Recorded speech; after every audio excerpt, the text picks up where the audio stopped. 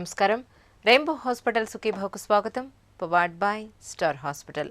ఈరోజు సుఖీభావలో హెర్నియాకు ఆయుర్వేద చికిత్స, గర్భిణీ వ్యాయామం, బిడ్డ మెదడుకు బలం, ఏళ్లు గడుస్తున్నా పిల్లలు పుట్టడం లేదా, ఇంకా హెల్త్ టిప్.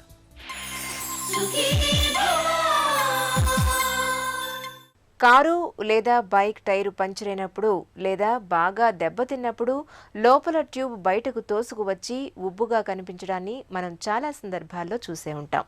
హెర్నియాతో బాధపడుతున్నప్పుడు మన శరీరంలో కూడా ఇలాంటి పరిస్థితే కనిపిస్తుంది. చర్మం బలహీనంగా ఉన్న ప్రాంతాల్లో లోపలి పేగులు బయటకు తోసుకువచ్చి ఉబ్బుగా కనిపిస్తూ ఉంటాయి. హెర్నియాతో పెద్దగా ఇబ్బందేమీ లేకపోయినా దగ్గినప్పుడు, కిందకు వంగినప్పుడు బయటకు తోసుకు వస్తూ బాగా అసౌకర్యంగా కనిపిస్తూ ఉంటుంది. హెర్నియా సమస్యకు ఆయుర్వేదం చెబుతున్న చికిత్సలు, పరిష్కార మార్గాల గురించి ఇప్పుడు తెలుసుకుందాం.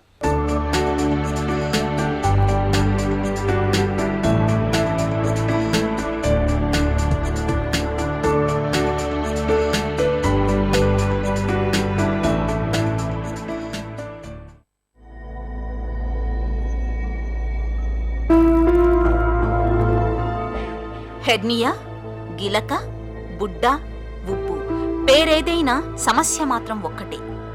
లోపల ఉండాల్సిన పేగు చర్మం కిందుగా బయటకు తోసుకురావడం. శరీరంలో నిర్దిష్ట ప్రాంతంలో ఉండాల్సిన అవయవాలు వాటి పరిధిని అతిక్రమించి మరొక భాగంలోకి చొచ్చుకురావడాన్ని హెర్నియా అని పిలుస్తారు డాక్టర్లు. చర్మం బలహీనంగా ఉన్న భాగాల్లోనూ, కండరాలు బలహీనంగా ఉన్న భాగాల్లోనూ సాధారణంగా హెర్నియా వచ్చే అవకాశం ఎక్కువగా ఉంటుంది. హెర్నియా రావడానికి అధిక బరువు మొదలుకొని ఆపరేషన్ల వరకు చాలా కారణాలే కనిపిస్తాయని చెబుతున్నారు డాక్టర్. హెర్నియా వ్యాధి అనేది ఇది ఒక ప్రత్యేకమైనటువంటి ఉదరానికి సంబంధించినటువంటి వ్యాధి. ఉదర భాగంలో ఉండేటువంటి వివిధ రకాలైనటువంటి చిన్న పేగు, పెద్ద పేగు, వివిధ రకములైనటువంటి అవయవాలు వివిధ కారణాల వల్ల కడుపులో ఉండేటువంటి ప్రెషర్ రీత్యా శరీరంలో ఉండేటువంటి వీక్ కణజాలం నుండి చొచ్చుకొని బయటికి వచ్చేటువంటి వ్యాధి. ఈ వ్యాధి రావడానికి కారణము శక్తికి మించి బరువు పనులు, వ్యాయామం చేయడం. పెద్దవాళ్ళల్లో ఎక్కువగా క్రానిక్ కాఫ్, ఎక్కువగా దగ్గడం వల్ల కడుపంతా కదిలిపోయి ఇంగ్వైనల్ రీజియన్లో కానీ ఫెమరల్ రీజియన్లో కానీ వీక్నెస్ ఏర్పడి పేగు బయటికి జారడం. అట్లాగే చిన్నపిల్లలలో ఓపింగ్ కాఫ్ అని ఒక ప్రత్యేకమైన గోరింత దగ్గు అంటారు. ఆ గోరింత దగ్గు విపరీతంగా దగ్గడం వల్ల కూడా హెర్నియేషన్ రావడానికి ఆస్కారం ఉంది. అట్లాగే స్త్రీలలో ప్రెగ్నెన్సీలో కూడా ఫీటస్ యొక్క గ్రోత్ రావడం చేత కూడా అబ్డామిన్లో ఒక రకమైనటువంటి ప్రెషర్ వల్ల కూడా హెర్నియా రావడానికి ఆస్కారం ఉంది. అట్లాగే ఇంకా ముఖ్యమైనటువంటిది, మన వెయిట్ను కనుక నియంత్రించలేకపోయినట్టయితే అతి స్థౌల్యం వల్ల కూడా అబ్డామిన్ మజిల్స్లో రావడానికి ఆస్కారం ఉంది. హెర్నియాను ఆయుర్వేదం ఆంత్రవృద్ధిగా చెబుతుంది. సాధారణంగా చర్మం కింద బలహీనంగా ఉన్న ప్రాంతాల నుంచి పేగులు బయటకు ఉబ్బులాగా తోసుకు వస్తుంటాయి. బొడ్డు దగ్గర, పొత్తి కడుపు దిగువ భాగాల్లో ఎక్కువగా హెర్నియా కనిపిస్తూ ఉంటుంది. దగ్గినప్పుడు, బరువులు ఎత్తినప్పుడు, మలమూత్ర విసర్జన సమయాల్లో ఉబ్బు మరింత స్పష్టంగా తెలుస్తుంది. చేతితో ఒత్తితే ఉబ్బు తిరిగి లోపలికి వెళ్ళిపోతుంటుంది. ఎక్కువగా బరువులు ఎత్తేవారిలోనూ, మద్యపానం చేసేవారిలోనూ, స్థూలకాయులు, వృద్ధులు, ఎక్కువ ఆపరేషన్లు చేయించుకున్న వారిలో హెర్నియా వచ్చే అవకాశాలు ఎక్కువగా ఉంటాయి. హెర్నియాతో బాధపడుతున్నప్పుడు ఆయుర్వేదంలో త్రిఫలాలు, హరీతకి చూర్ణం, పంచశకార చూర్ణాల్ని తరచూ తీసుకోవడం, నిత్యం పొత్తి కడుపును బిగుతుగా చేసే వ్యాయామాలను చేయడం మంచిదని చెబుతారు ఆయుర్వేద నిపుణులు. ముఖ్యంగా శాస్త్రీయంగా విశ్లేషించినట్టయితే ఏ కారణాల వల్ల వచ్చినప్పటికీ ఇంట్రా అబ్డామినల్ ప్రెషర్, కడుపులో ప్రెషర్ అధికమై ఆ ప్రెషర్ అనేది ఆర్గాన్స్ మీద, పేగుల మీద పడి ఆ పేగును బయటికి చొచ్చుకొని పోయేటట్టుగా చేసేటువంటిది ప్రధాన భూమికను పోషిస్తుంది. కనుక అబ్డామినల్ ప్రెషర్ను తగ్గించేటువంటి త్రిఫలాలు చూర్ణాన్ని రోజు ఉదయం 5 గ్రామ్స్, సాయంకాలం 5 గ్రామ్స్ గోరువెచ్చని నీళ్ళతో తీసుకున్నట్టయితే ఇంట్రా అబ్డామినల్ ప్రెషర్ను తగ్గించడం. అట్లాగే హరీతకి చూర్ణం అనేటువంటి ఒక ప్రత్యేకమైన ఔషధం ఉంది, దాన్ని కూడా విడిగా తీసుకున్నట్టయితే కూడా ఉపయోగకరంగా ఉంటుంది. అట్లాగే పంచసకార చూర్ణాన్ని రోజు రాత్రి పడుకునేటప్పుడు తీసుకున్నట్టయితే మలబద్ధకం నివారించబడి కడుపులో ఉండేటువంటి ప్రెషర్ తగ్గి అబ్డామినల్ ప్రెషర్ తగ్గడం వల్ల హెర్నియా భవిష్యత్తులో రాకుండా కూడా ప్రివెంట్ చేయడం. తర్వాత ప్రాపర్గా అబ్డామినల్ ఎక్సర్సైజ్ చేయడం ద్వారా ఈ అబ్డామినల్ కణజాలం గట్టిపడిపోయి ఈ వ్యాధి రాకుండా చేయడానికి ఆస్కారం ఉందండి. హెర్నియాతో బాధపడుతున్నప్పుడు మనలో చాలా మంది సరైన చికిత్స తీసుకోకుండా నిర్లక్ష్యం చేస్తుంటారు. తోసేస్తే లోపలికి వెళ్లిపోతోంది కదా అని పెద్దగా పట్టించుకోరు. పైగా లంగోటీలు, బెల్టుల వంటి వాటితో గుడ్డను లోపలికి బిగించి కడుతుంటారు. నిజానికి ఇలాంటి ప్రయత్నాల మూలంగా చర్మం మరింతగా దెబ్బతినిపోయి వాపు, ఇన్ఫెక్షన్లు వచ్చే అవకాశాలు ఉంటాయి. ఇలాంటప్పుడు ఆయుర్వేదం హెర్నియాను నయం చేయడానికి అగ్నికర్మను అత్యుత్తమ చికిత్సగా చెబుతుంది. అగ్నికర్మలో భాగంగా కాపర్ తీగను వేడి చేసి హెర్నియా భాగంలో ఉంచడం ద్వారా అక్కడ ఉన్న రంధ్రాన్ని స్వతహాగా దానంతట అదే పూడుకునేలా చేస్తారు. అగ్నికర్మ అనేటువంటి సుశ్రుతుడు 3000 సంవత్సరాల క్రితం చెప్పబడ్డటువంటి ఒక ప్రత్యేకమైనటువంటి చికిత్సా విధానము, అత్యంత ఉపయుక్తమైన విధానము. దీని లోపల మేము ఒక అర్ధచంద్రాకారంగా ఉండేటువంటి ఒక కాపర్ రాడ్ను తీసుకొని స్పిరిట్ ల్యాంప్పై వేడి చేసి వంక్షణ సంధి యొక్క మధ్య భాగంలో, అంటే దాదాపుగా ఇంగ్వైనల్ కెనాల్ లోపల ఇంటర్నల్ రింగ్ అనేది ఒకటి ఉంటుందండి. ఆ రింగును ఈ కాపర్ రాడ్ సెమిల్యూనార్ షేప్లో ఉండేటువంటి రింగును కాల్చి అక్కడ పెట్టడం ద్వారా ఆ కణజాలాన్ని ఫైబ్రోసిస్, ఆర్టిఫిషియల్ ఫైబ్రోసిస్ అనేది క్రియేట్ చేస్తాం. ఈ ఆర్టిఫిషియల్ ఫైబ్రోసిస్ క్రియేట్ చేయడం ద్వారా ఏ రంధ్రం ద్వారానైతే పెద్ద పేగు, చిన్న పేగు రావడానికి ఆస్కారం ఉందో ఆ రంధ్రాన్ని క్లోజ్ చేయడం, ఫైబ్రోసిస్ జరగడం, అంటే ఆ రంధ్రం ఫైబ్రోసిస్ గట్టిపడిపోయి ఆ దారిని క్లోజ్ చేస్తుంది. కనుక అది దాదాపు 2-3 సార్లు ఇది రిపీటెడ్గా 1 మంత్ గ్యాప్లో చేసినట్టయితే ఈ వ్యాధి మళ్ళీ, అంటే ఈ ప్రొట్రూషన్ బయటికి రాకుండా దాదాపుగా కంట్రోల్ చేయగలం. దానికి తోడు అబ్డామినల్ బ్యాండేజెస్ లాంటివి సపోర్టివ్గా ఇచ్చినట్టయితే దాదాపు 5 నుండి 6 నెలల లోపల ఈ వ్యాధిని దాదాపు శస్త్రకర్మ యొక్క ఆవశ్యకత లేకుండా ఈ ప్రత్యేకమైనటువంటి అగ్నికర్మ విధానం ద్వారా మనము నివారించవచ్చండి. బరువును అదుపులో ఉంచుకోవడం, పొట్ట కండరాలపై ఒత్తిడిని పెంచే బరువైన పనులకు దూరంగా ఉండటం, మలబద్ధకాన్ని తగ్గించుకోవడం ద్వారా హెర్నియా వచ్చే అవకాశాలను చాలా వరకు నివారించుకోవచ్చు. ఒకవేళ హెర్నియా వచ్చినట్లయితే అది మరింత తీవ్రంగా కాకముందే ఆయుర్వేద పరిష్కారాలు, అగ్నికర్మ చికిత్సల సాయం తీసుకోవడం ద్వారా సమస్యను చాలా వరకు నయం చేసుకోవచ్చు. ఇప్పుడు రెయిన్బో హాస్పిటల్ సమర్పించు హెల్త్ న్యూస్ మీకోసం. గర్భంతో ఉన్నప్పుడు తగినంత శారీరక శ్రమను కల్పించుకుంటూ నిత్యం వ్యాయామం చేయడాన్ని అలవాటుగా మార్చుకుంటే ఇటు కాబోయే అమ్మకు, అటు పుట్టబోయే బిడ్డకు చాలా మేలు జరుగుతుందని పరిశోధకులు చెబుతున్నారు. వ్యాయామం చేస్తే గర్భిణులకు, పుట్టబోయే పిల్లలకు మెదడు బాగా అభివృద్ధి చెందుతున్నట్లు మాంట్రియల్ విశ్వవిద్యాలయానికి చెందిన పరిశోధకులు ఒక అధ్యయనంలో గుర్తించారు. గర్భిణీ దశలో వ్యాయామం చేస్తున్నప్పుడు శరీరంలో అనేక రకాల రసాయనాలు విడుదలవుతాయి. వీటిలో మెదడు ఆరోగ్యానికి సంబంధించినవి కూడా ఉంటాయి. ఈ రసాయనాలు తల్లి రక్తంతో పాటు బిడ్డ రక్తంలో కూడా కలిసిపోవటం వల్ల ఈ పిల్లల్లో మెదడు బాగా అభివృద్ధి చెందే అవకాశాలు ఉన్నట్లు పరిశోధకులు చెబుతున్నారు.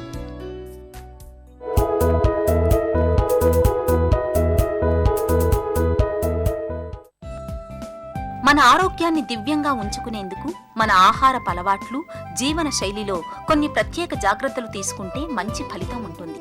అవేమిటో ఒకసారి చూద్దాం. ప్రతిరోజు 1 గ్లాసుడు పచ్చి కూరగాయల రసాన్ని తాగండి. పచ్చి కూరగాయల్లో యాంటీ ఆక్సిడెంట్ పోషకాలు సమృద్ధిగా ఉంటాయి. ఇవి ఆరోగ్యానికి ఎంతో మేలు చేస్తాయి. రోజువారీ ఆహారంలో ప్రోటీన్లు పుష్కలంగా లభించే ఆహారాలను ఎక్కువగా తీసుకోండి. ప్రోటీన్లు కణజాలాన్ని, ఎముకల్ని ఆరోగ్యంగా ఉంచుతాయి. విటమిన్ సి, విటమిన్ ఇ లభించే ఆహారాలను తరచుగా తీసుకోండి. ఆహారాన్ని మితంగా తీసుకోండి. మితాహారం అన్ని రకాలుగా మన ఆరోగ్యానికి మంచిది. వృద్ధాప్య ఛాయలు అంత త్వరగా మొదలవకుండా ఉంటాయి. వారంలో 1 రోజు పచ్చి కూరగాయ ముక్కలతో తయారు చేసిన సలాడ్లను తీసుకోండి.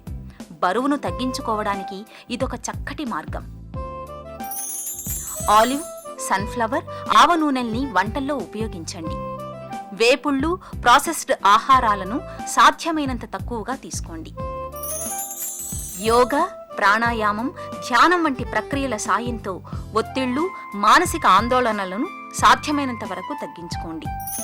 కుటుంబ సభ్యులు, బంధుమిత్రులతో అనుబంధాలను పెంపొందించుకోండి.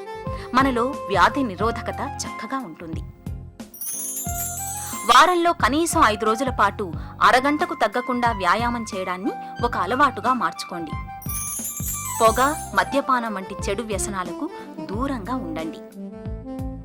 ఇలా అన్ని రకాలుగా జాగ్రత్తలు తీసుకుంటే మనలో జీవక్రియలు, వ్యాధి నిరోధకత చక్కగా ఉంటుంది, మన ఆరోగ్యము భేషుగ్గా ఉంటుంది. ఇప్పుడు ఒక చిన్న విరామం తీసుకుందాం. ఏళ్లు గడుస్తున్న పిల్లలు పుట్టడం లేదా?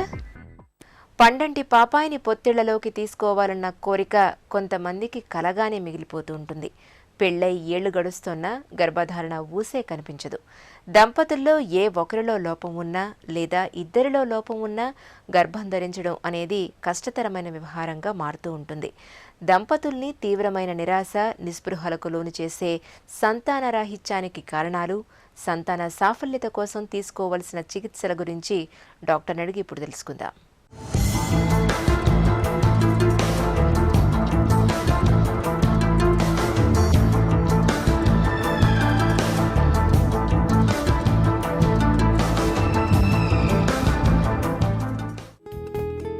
పిల్లలు పుట్టడం లేదని ఎప్పుడు చెబుతాం? ఇన్ఫర్టిలిటీ అంటే ఒక నార్మల్ కపుల్ ఒక సంవత్సరం పాటు ఎలాంటి గర్భ నిరోధక పద్ధతులు వాడకుండా ట్రై చేసినా కూడా ప్రెగ్నెన్సీ రాకపోవడంని ఇన్ఫర్టిలిటీ అంటారు. యూజువల్గా ఏంటంటే ఫస్ట్ ఒక 1 year ఆఫ్ ట్రయింగ్లో 85% ఆఫ్ ద కపుల్స్ ప్రెగ్నెన్సీ వచ్చేస్తుంది వాళ్ళకి. దాని తర్వాత 2వ సంవత్సరంలో ఆల్మోస్ట్ 93% వరకు కపుల్స్కి ప్రెగ్నెన్సీ వచ్చేస్తుంది. ఇంకా దాని తర్వాత వాళ్ళకి ఇన్వెస్టిగేషన్స్ ఎందువల్ల ప్రెగ్నెన్సీ రావటం లేదు అలాంటి ఇన్వెస్టిగేషన్స్ చేసి దానికి తగిన ట్రీట్మెంట్ ఇవ్వాల్సి వస్తుంది. సంతాన రాహిత్యానికి స్త్రీనే బాధ్యురాల్ని చేయడం ఎంతవరకు సబబు? స్త్రీ కారణం వల్ల ప్రెగ్నెన్సీ రాకపోవడం అనేది జస్ట్ అబౌట్ 35% to 40% వరకే వాళ్ళు రెస్పాన్సిబుల్. మేల్స్లో వచ్చేసి వాళ్ళు ఆల్మోస్ట్ 25 to 30% దాకా వాళ్ళలో కూడా ప్రాబ్లమ్స్ ఉండవచ్చు. ఇంతకుముందు ఒక 20 years 10 years కింద చూస్తే కనుక మేల్లో ఫర్టిలిటీ ప్రాబ్లమ్స్ తక్కువ ఉండేవి. కానీ ఇప్పుడు కనుక మనం చూసుకుంటే అది ఆల్మోస్ట్ ఒక 20% నుంచి దాదాపు 40% దాకా వెళ్ళిపోయింది. ఎందుకంటే వాళ్ళలో ఉన్న లైఫ్ స్టైల్ చేంజెస్, దీనివల్ల మెడికల్ ప్రాబ్లమ్స్ వల్ల ఫర్టిలిటీ ప్రాబ్లమ్స్ పురుషులలో కూడా చాలా ఎక్కువ అవుతున్నాయి ఇప్పుడు. మహిళల్లో సంతానలేమికి ఎలాంటి కారణాలు కనిపిస్తాయి? ఫస్ట్ ఇంపార్టెంట్ ప్రాబ్లం వచ్చేసి ఓవ్యులేటరీ ప్రాబ్లమ్స్. అంటే వాళ్ళ దాంట్లో అండం అనేది టైంకి రిలీజ్ కాకపోవడం, హార్మోనల్ ప్రాబ్లమ్స్ ఉండడం వల్ల అండం అనేది సరిగ్గా రిలీజ్ కాకపోవడమో ఆర్ రిలీజే కాకపోవడం అనేది ప్రాబ్లం ఉండవచ్చు. సో దీంట్లో చాలా రకాల ప్రాబ్లమ్స్ ఉండవచ్చు. లైక్ వాళ్ళకి పాలిసిస్టిక్ ఓవేరియన్ సిండ్రోమ్తో బాధపడవచ్చు, ఆర్ వాళ్ళకి థైరాయిడ్ ప్రాబ్లమ్స్ ఉండొచ్చు, prolactin problems, high level of ప్రొలాక్టిన్తో ప్రాబ్లం ఉండొచ్చు, ఆర్ వాళ్ళకి అండం క్వాంటిటీ తక్కువ అయిపోవడం అనేది ప్రాబ్లంతో కూడా సఫర్ అవుతూ ఉంటారు. దాని తర్వాత వచ్చేది ట్యూబల్ ఫ్యాక్టర్. ట్యూబ్స్ అనేవి ఫెలోపియన్ ట్యూబ్స్ అంటే ఎక్కడైతే ఎగ్ అండ్ స్పర్మ్ మీట్ అవుతాయో, ఎక్కడైతే ఫర్టిలైజేషన్ అవుతారో అది ఫెలోపియన్ ట్యూబ్స్ అంటాం. దాంట్లో ఏదైనా బ్లాక్ ఉండడం వల్ల కూడా ప్రెగ్నెన్సీ రాకపోవడం అనేది ప్రాబ్లం ఉంటుంది. అండ్ థర్డ్ ఫ్యాక్టర్ వచ్చేసి యూట్రైన్ ఫ్యాక్టర్స్. అంటే ఏదైనా ఫైబ్రాయిడ్స్ వల్లనో, లేకపోతే ఎండోమెట్రియోసిస్ ప్రాబ్లం వల్లనో, లేకపోతే పాలిప్స్ వల్లనో ఇలాంటి ప్రాబ్లమ్స్ కూడా ఉండవచ్చు. ఇలాంటి ప్రాబ్లమ్స్ ఉన్న వాళ్ళకి ఏమవుతుందంటే ఇంప్లాంటేషన్, అంటే ఈ ఎంబ్రియో అనేది ఇంప్లాంట్ కాదు యూట్రస్లో. సో దీనివల్ల కూడా ప్రెగ్నెన్సీ రాకపోవడం అనేది ప్రాబ్లం ఉంటుంది. After the age of 30 years fertility అంటే ప్రెగ్నెన్సీ వచ్చే అవకాశం అనేది గ్రాడ్యువల్గా డిక్లైన్ అవ్వడం స్టార్ట్ అవుతుంది. అదే మనం 37 years తర్వాత కనుక చూస్తే there is a rapid decline in the fertility. And వాళ్ళు ఆల్మోస్ట్ 40 years వచ్చేసరికి the fertility is completely gone and there is just about ఒక 5% ఛాన్స్ ఉంటుంది వాళ్ళకి ప్రెగ్నెన్సీ రావటం కోసం. సంతానలేమికి కారణమయ్యే అంశాలను మీరెలా నిర్ధారిస్తారు? వెరీ ఇంపార్టెంట్ ఏంటంటే క్లినిక్కి కపుల్గా రావటం. ఎందుకంటే both of them, wife and హస్బెండ్ని ఈక్వల్గా మేము ఇవాల్యుయేట్ చేయటం అనేది చాలా ఇంపార్టెంట్. సో వాళ్ళు వచ్చినప్పుడు అనేది మనం ప్రాపర్ హిస్టరీ అనేది వెరీ ఇంపార్టెంట్. ఎందుకంటే అది మనకు తెలుస్తుంది ఎలాంటి ప్రాబ్లం ఉన్నది వాళ్ళకి. ఈదర్ అది హార్మోనల్ ప్రాబ్లం వల్ల ఉందా, లేకపోతే ట్యూబల్ ప్రాబ్లమా, లేకపోతే uterine problem, or it is a male problem అని ఇవన్నీ తెలుసుకోవాలి అంటే we have to take a proper history first of all. దాని తర్వాత ఇన్వెస్టిగేషన్స్ చేస్తాం. ఫీమేల్లో వచ్చేసి investigations to look at their hormone profile. So అది కంపల్సరీగా పీరియడ్ వచ్చిన సెకండ్ డే రోజు చూడడం అనేది ఇంపార్టెంట్. అండ్ అదే కాకుండా వాళ్ళ జనరల్ హెల్త్ కూడా చాలా ఇంపార్టెంట్. లైక్ వాళ్ళ హిమోగ్లోబిన్ ఎలా ఉంది, వాళ్ళ బ్లడ్ షుగర్స్ ఎలా ఉన్నాయి, అండ్ ఏదైనా వేరే ఇన్ఫెక్షన్స్ కూడా రూల్ అవుట్ చేసుకోవడం అనేది ఇంపార్టెంట్. దాని తర్వాత ఒక ప్రాపర్గా ఒక స్కాన్ చేయడం ఆఫ్టర్ ద పీరియడ్ స్టాప్, ఒక డీటెయిల్డ్ స్కాన్, యూట్రస్ ఎలా ఉంది, ఓవరీస్ ఎలా ఉన్నాయి అని చూసుకోవడం అనేది చాలా ఇంపార్టెంట్. దాని తర్వాత ఓవ్యులేషన్, ఫాలిక్యులర్ స్టడీ అంటే ఏంటంటే ఎగ్ గ్రోత్ ఎలా ఉంటుంది, అది కరెక్ట్ టైంకి ఓవ్యులేట్ అవుతుందా లేదా అనేది చూసుకోవడం అనేది, అలాంటి టెస్ట్ చేయడం అనేది ఇంపార్టెంట్. అండ్ అదే కాకుండా ట్యూబల్ పేటెన్సీ అంటే ట్యూబ్స్ ఎలా ఉన్నాయి, ఏదైనా బ్లాక్ ఉందా అని తెలుసుకోవటానికి హిస్టోసాల్పింగోగ్రామ్ అనే టెస్ట్ చేయడం అనేది ఇంపార్టెంట్. అదేవిధంగా మేల్స్లో కూడా ఫస్ట్ ఆఫ్ ఆల్ వాళ్ళ జనరల్ హెల్త్ అనేది చెక్ చేసుకోవాల్సి ఉంటుంది. వాళ్ళ హిమోగ్లోబిన్, వాళ్ళ షుగర్స్, కొలెస్ట్రాల్ లెవెల్స్, ఇవన్నీ ఇంకా ముందుగానే ఇంకా వేరే ఏదైనా ప్రాబ్లం ఉంటే దాని స్టేటస్ ఎలా ఉంది అని చూసుకోవడం అనేది చాలా important. And then semen analysis and semen culture చేయడం ఇంపార్టెంట్. సంతానలేమికి చికిత్స ఎలా ఉంటుంది? ఈ ఇన్వెస్టిగేషన్స్ చేసిన తర్వాత అది కనుక ovulatory problem like hormonal imbalance వల్ల ప్రాబ్లం ఉంది అంటే దానికి మనం టాబ్లెట్స్ ఇవ్వడం. It can be in the form of tablets or injections, gonadotrophins injections రూపంలో అయినా కానీ వాళ్ళకి ఇవ్వచ్చు. అది ఏంటంటే ఎగ్ గ్రోత్ వాళ్ళకి పీరియడ్ స్టార్ట్ అయినప్పటి నుంచి ఇవ్వాల్సి ఉంటుంది.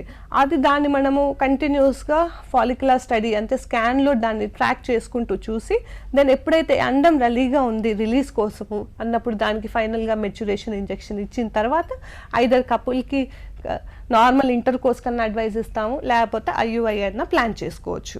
So it depends on what the problem is. So usually for ovulatory problems వాళ్ళకి medicines, tablets or injections egg గ్రోత్కి ఇవ్వడం అనేది చాలా ఇంపార్టెంట్. దీంతో ఇదే కాకుండా వాళ్ళకి వేరే ప్రాబ్లమ్స్ లైక్ థైరాయిడ్ ప్రాబ్లమ్స్ ఉంటాయి.